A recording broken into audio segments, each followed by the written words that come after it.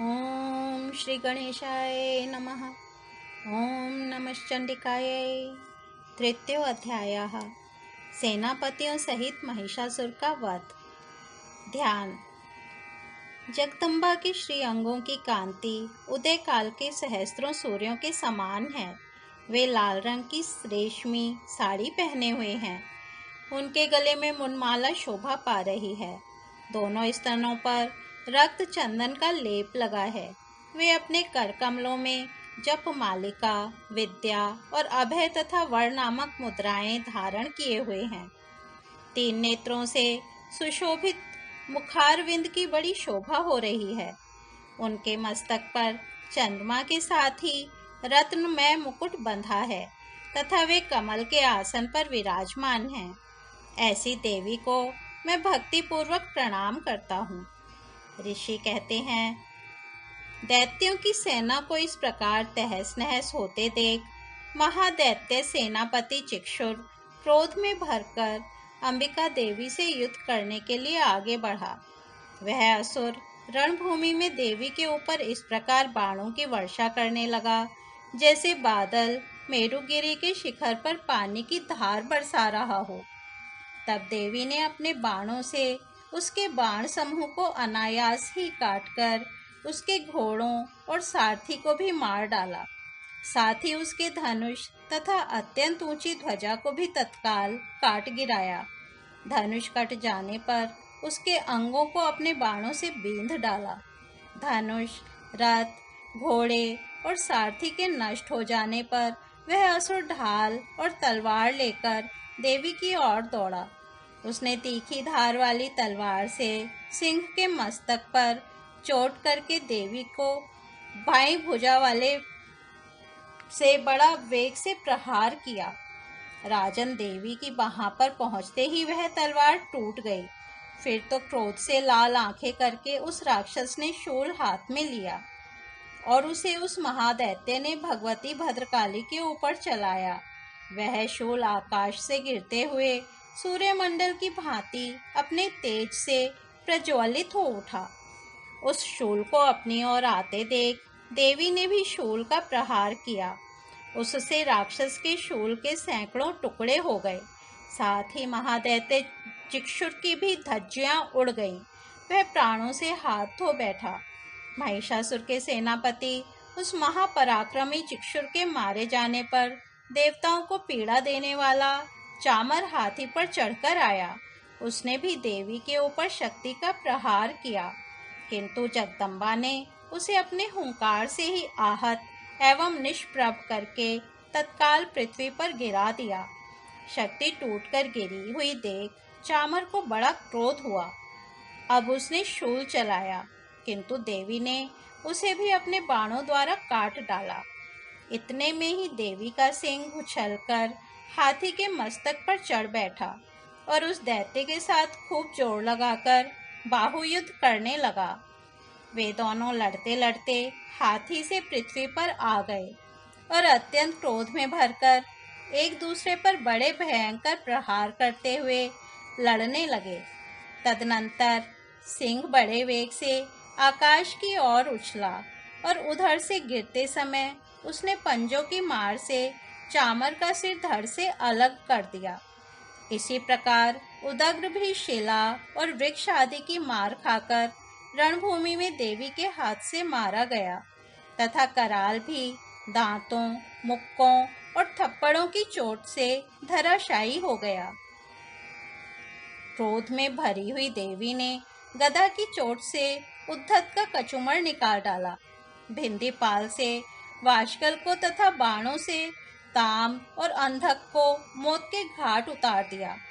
3 नेत्रों वाली परमेश्वरी ने त्रिशूल से उग्रास्य, उग्रवीर्य तथा महाहनु नामक दैत्यों को मार डाला। तलवार की चोट से विडाल के मस्तक को धड़ से काट गिराया। दुर्धर और दुर्मुख इन दोनों को भी अपने बाणों से यमलोक भेज दिया। इस प्रकार अपनी सेना का संहार होता देख महिषासुर ने भैंसे का रूप धारण करके देवी के गणों को त्रास देना आरंभ किया।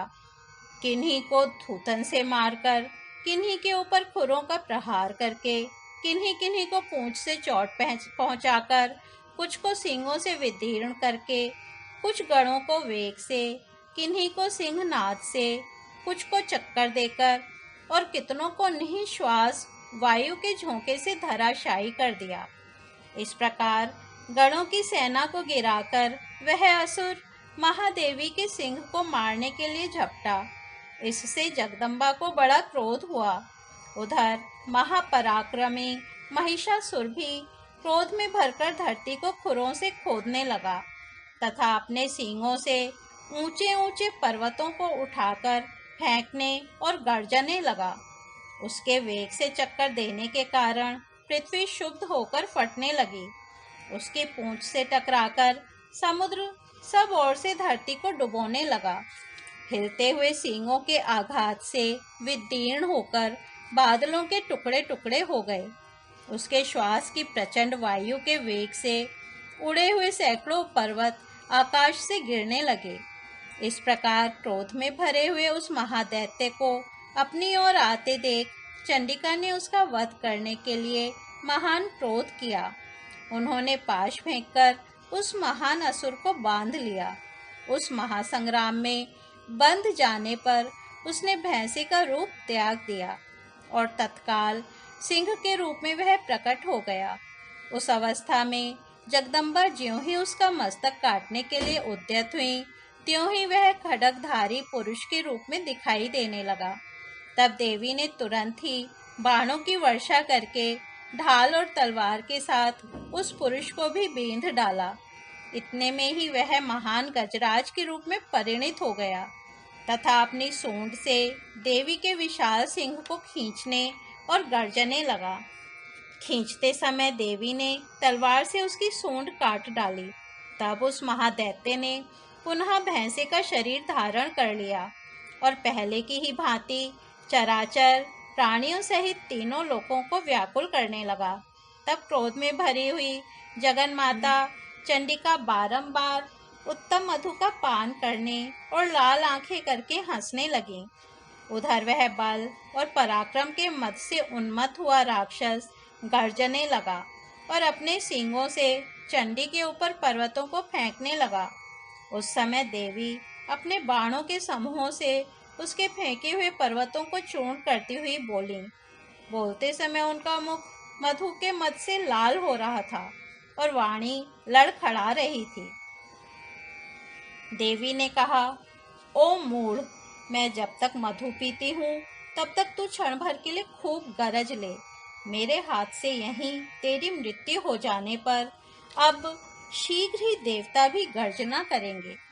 ऋषि कहते हैं, यूं कहकर देवी उछली और उस महादैत्य के ऊपर चढ़ गई। फिर अपने पैर से उसे दबाकर उन्होंने शूल से उसके कंठ में आघात किया। उनके पैर से दबा होने पर वह महिषासुर अपने मुख से दूसरे रूप में बाहर होने लगा।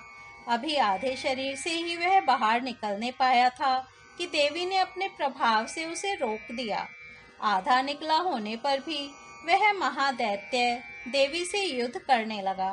तब देवी ने बहुत बड़ी तलवार से उसका मस्तक काट गिराया। फिर तो हाहाकार करती हुई दैत्यों की सारी सेना भाग गई तथा संपूर्ण देवता अत्यंत प्रसन्न हो गए। देवताओं ने दिव्य महर्षियों के साथ दुर्गा देवी का स्तवन किया। गंधर्वराज गाने लगे तथा अप्सराएं नृत्य करने लगी।